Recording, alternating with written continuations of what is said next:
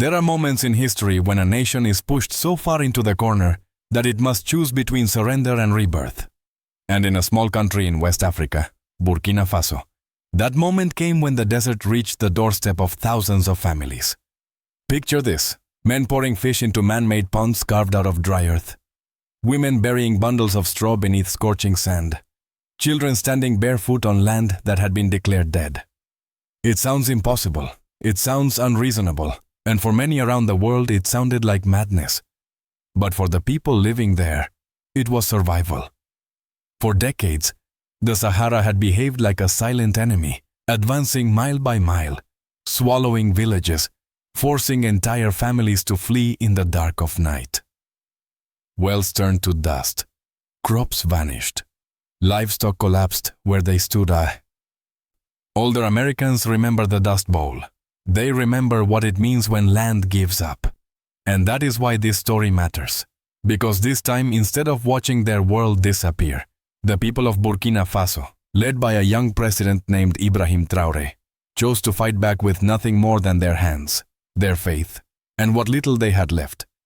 They did not wait for foreign aid. They did not wait for promises from distant capitals. They acted.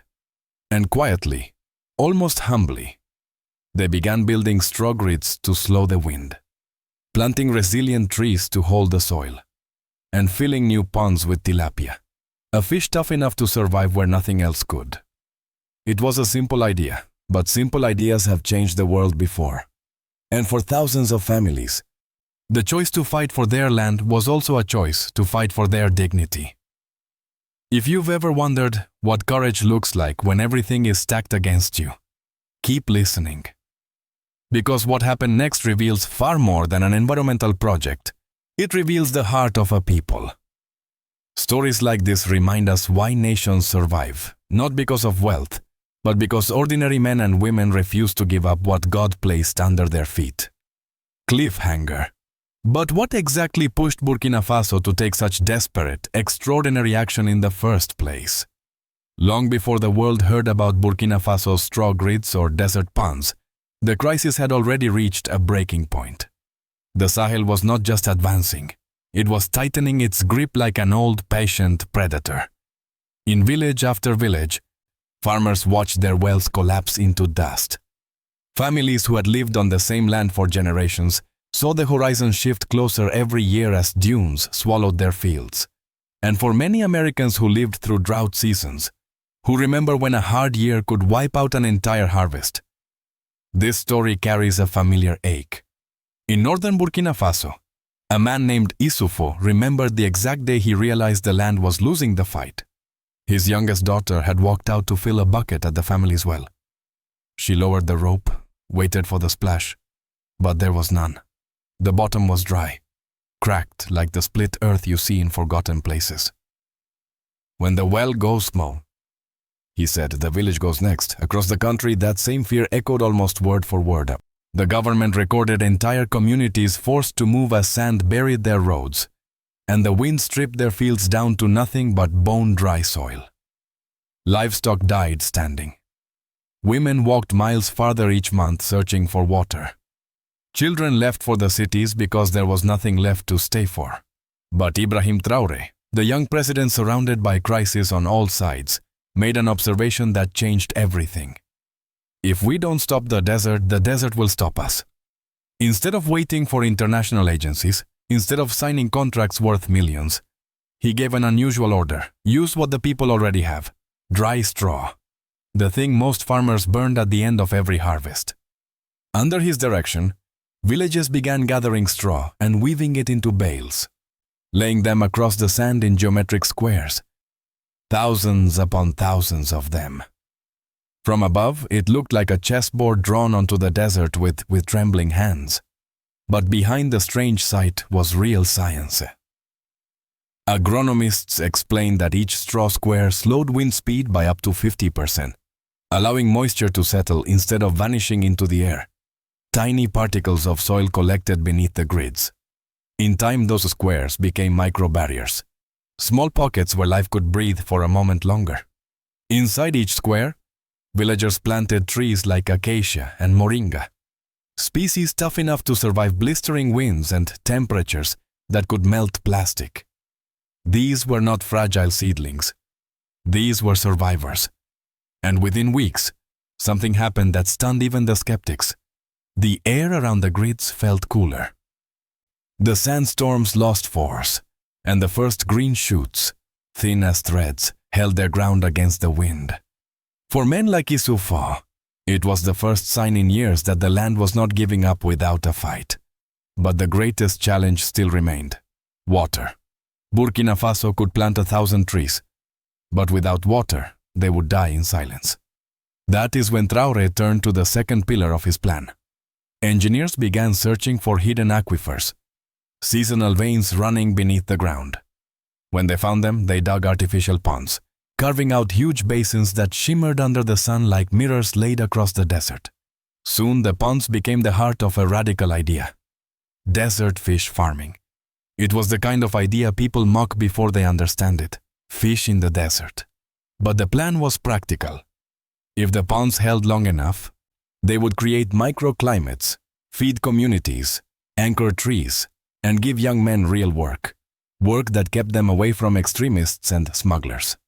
Tilapia, a hardy species, was introduced first. Solar sensors were placed around the ponds to track oxygen levels and temperature. And young people, many who once planned to migrate to Europe, were trained to manage water, grow fry, and monitor the ponds. One of them, a 17-year-old named Abdul from Dori, said he had planned to leave for Libya within the year. But now, before sunrise, he walks to the water's edge to check the fish himself. "If I leave," he said, "who will take care of this?"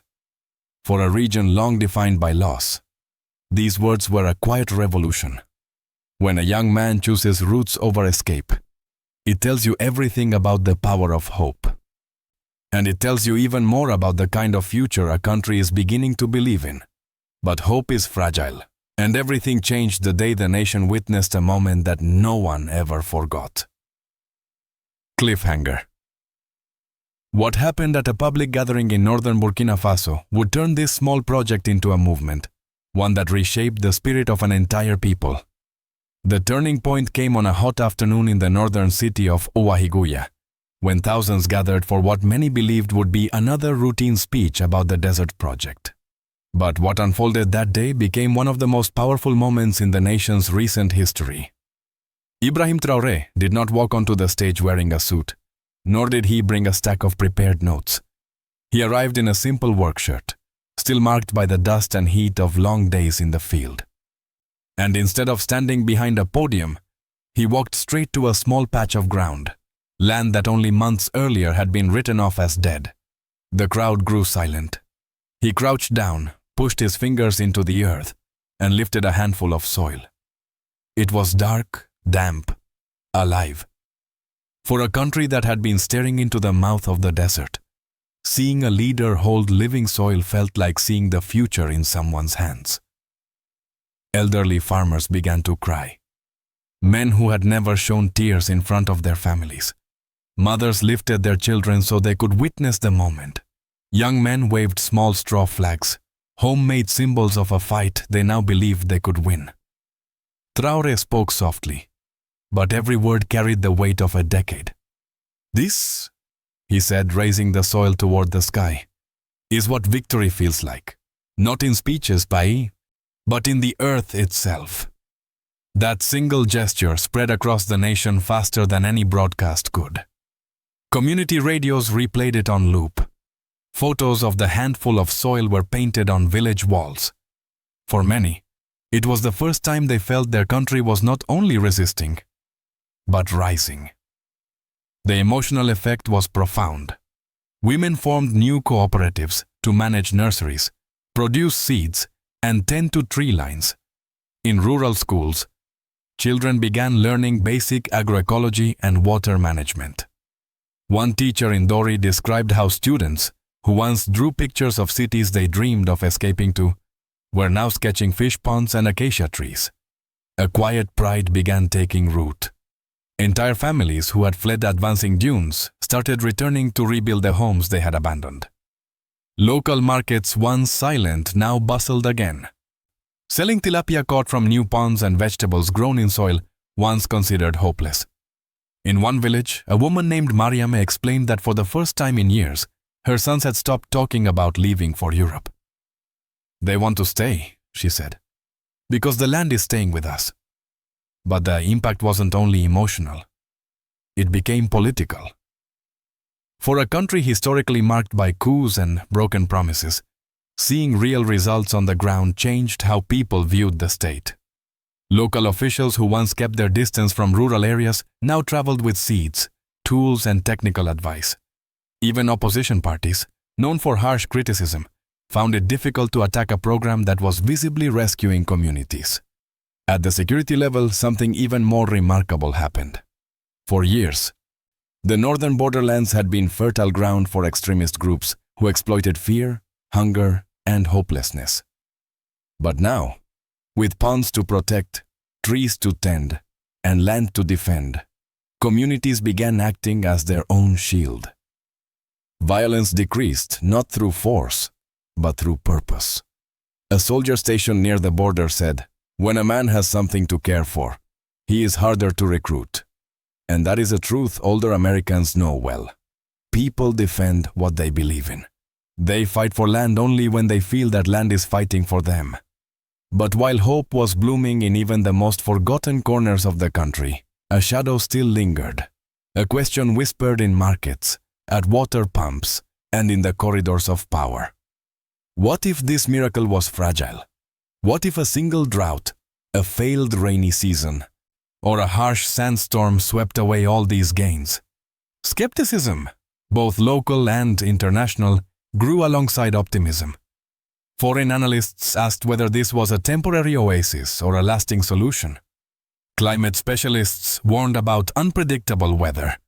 Critics said it was only a matter of time before the desert returned stronger. And inside Burkina Faso, as families celebrated the sale of their first desert-raised fish, they also wondered quietly, would this new beginning withstand the next test? Cliffhanger. That question would soon reach the world stage, because the reaction from America and Europe was about to reshape the entire conversation. The true measure of any national project is not found in speeches or headlines. It is found in the quiet places where ordinary people live their daily lives. And across Burkina Faso, the effects of the straw and fish revolution began to ripple outward, touching families, schools, markets, and even the very psychology of the nation. In some of the most isolated corners of the Sahel, villages that had been abandoned for years were coming back to life. Houses once buried in sand were cleared and repaired. Children who had been sent to city relatives were returning home because their parents finally felt there was a future worth bringing them back to. Schools that had closed due to lack of students reopened, not just to teach math and language, but to teach soil restoration, water conservation, and aquaculture. A new generation was being raised, not with the belief that their land was dying, but with the understanding that they could heal it. One mother in Dori, named Salimata, described how her son used to talk about leaving the country the moment he turned 18. "Now," she said, holding a notebook filled with his drawings of fish ponds, "he wakes up before sunrise to check the water levels. He believes his future is here." Stories like hers spread quickly. For decades, migration shaped every family's destiny. Young men felt they had no choice but to risk the dangerous route through the Sahara, hoping to reach Libya or Europe. But as ponds multiplied, trees took root and markets revived, that tide began to reverse. Young people started staying, not out of resignation but because they saw life returning to the land beneath their feet. And with fewer young men leaving, communities grew stronger. More stable, more confident. Even violence began to shift. In border regions once dominated by armed groups, the presence of functioning ponds and tree grids acted as anchors. People were no longer living in desperation. They had responsibilities: fish to feed, seedlings to protect, markets to maintain. A village elder in the Yagha region put it simply: a man who has work has no reason to pick up a gun. The impact on women was equally powerful. For years, women in rural Burkina Faso had been invisible in official decisions. But now, as tree nurseries and aquaculture stations expanded, they became the backbone of cooperatives that provided seeds, fish feed, and maintenance. A community leader named Awa said, "People used to say women couldn't change anything. Now we are the ones keeping the trees alive. We are planting the shade our grandchildren will sit under." Their income grew. Their influence grew. And in many communities, so did their sense of dignity. When dignity returns to a family, it changes everything. The way parents speak to their children, the way neighbors trust one another, the way a village sees its own future. And for older Americans watching from afar, it is a reminder that the strength of a nation is built in homes long before it is built in capitals. Politically, the shift was just as profound. Burkina Faso is a country whose modern history has been marked by coups, betrayals, and governments that rarely survived long enough to win public trust. But the results of the Desert Project forced even the harshest critics to reconsider. For the first time in years, people looked at their government not with suspicion, but with cautious respect. Officers who had previously been viewed as distant bureaucrats were now driving to remote villages with tools, seeds, and technical advice. Rural mayors who once resented the capital began requesting more support to expand pond systems and straw grids. Opposition leaders found themselves in a difficult position. How do you attack a program that is visibly restoring life to your own people? Meanwhile, the army, long associated with instability, played a surprising role. Soldiers who once patrolled battle zones were seen helping plant trees and dig ponds. This blend of security and development strengthened the bond between civilians and the state. It also had a measurable impact on violence. In regions where extremist attacks were once common, communities began forming cooperative networks, watching over the ponds and tree lines together. For the first time in a long time, people had something to protect, something that belonged to them, not to politicians or foreign NGOs. But beneath the celebration, a quiet tension remained. The desert was not defeated. It was only slowed. The ponds could still dry. The rains could still fail. And everyone knew that one bad season could erase years of progress. Cliffhanger. That is why the world began to pay attention. Because what happened next would pull the United States, Europe, and Africa into a much larger conversation about the future of the Sahel. When the first images of Burkina Faso's restored lands reached foreign newsrooms, they were dismissed as unusual, interesting, maybe even inspiring, but not strategically important. That changed almost overnight. In Washington, analysts who normally focus on migration patterns, counterterrorism, and regional stability in the Sahel began to notice a trend. Wherever the ponds and straw grids expanded, violence dropped. Young men stayed in their villages.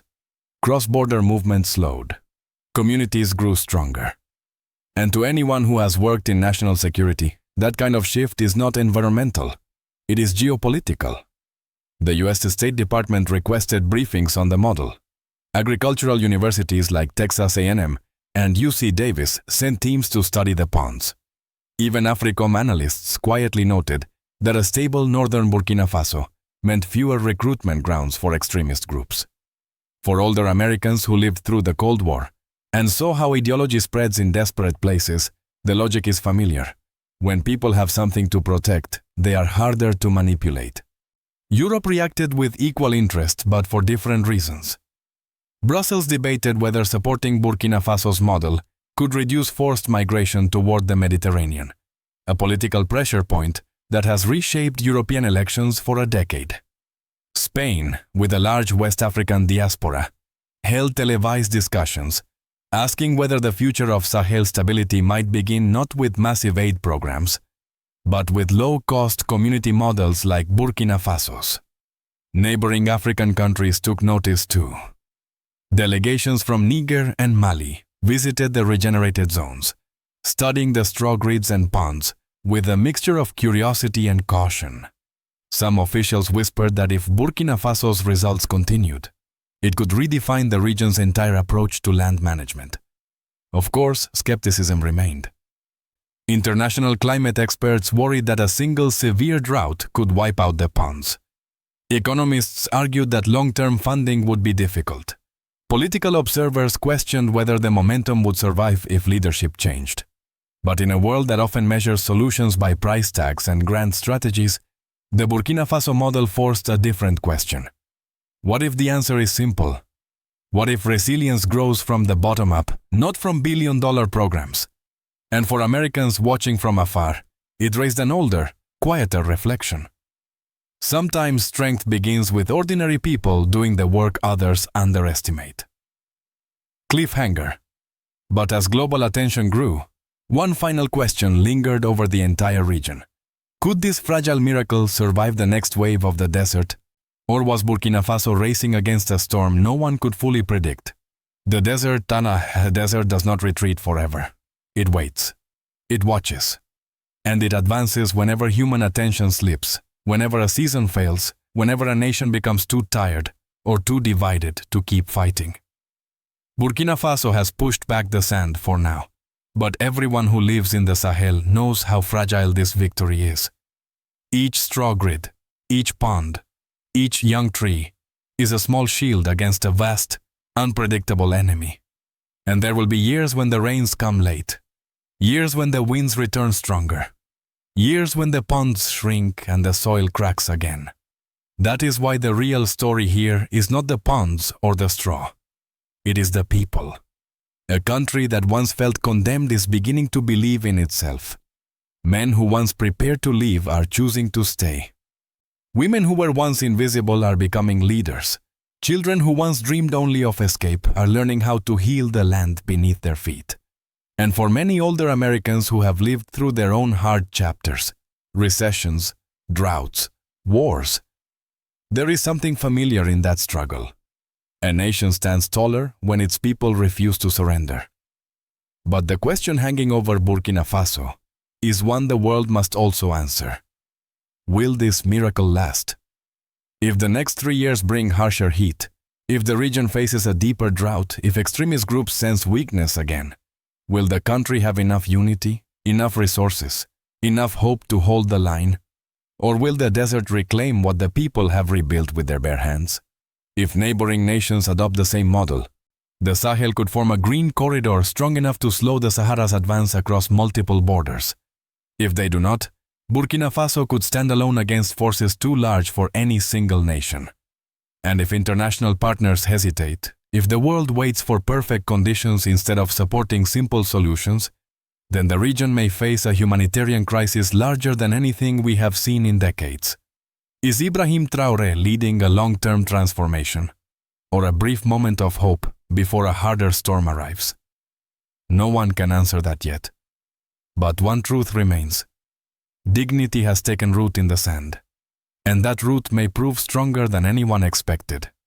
If this story stirred something in your heart, hold on to it. Reflect on what it means for a people to fight for land the world believed was lost. Because in the end, victory is not measured by treaties or speeches. It is measured in the quiet courage of families who choose to stay and build. May God bless those who protect their land. Bless Africa as it rises with strength and hope, and bless all of us with the wisdom to see dignity even in the most barren places. And as the next season approaches, one question remains unanswered. Will the people of Burkina Faso continue to defy the desert? Or will this be the year the sands push back harder than ever?